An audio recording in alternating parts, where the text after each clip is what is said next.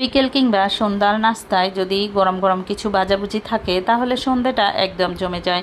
আজকের সন্ধ্যাটাকে স্পেশাল করার জন্য তৈরি করে নিচ্ছি স্পেশাল পেঁয়াজিটাকে স্পেশাল করার জন্য কি কি উপকরণ লাগছে সেটা দেখিয়ে দিচ্ছি। দিয়ে দিলাম বেশ খানিকটা পেঁয়াজ কুচি এবং ধনেপাতা কুচি, দিয়ে দিলাম কাঁচামরিচ কুচি, এখন দিয়ে দিচ্ছি ব্লেন্ড করা মসুরের ডাল, তো এখন দিয়ে দিলাম ব্লেন্ড করা চিকেন।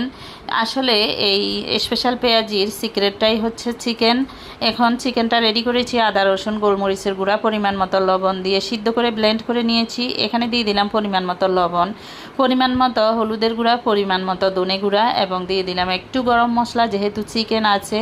এখন আমি ভালো করে হাত দিয়ে কষলে আমি ডোটা রেডি করে নিব।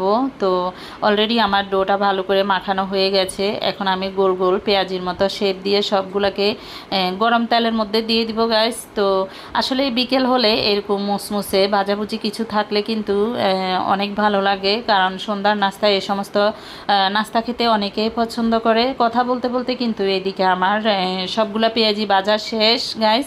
তো এখন গরম গরম সার্ভ করে দিব টেবিলে। গাইস, আমার আজকের এই স্পেশাল পেঁয়াজি রেসিপিটা কেমন লেগেছে কমেন্টে জানাবেন।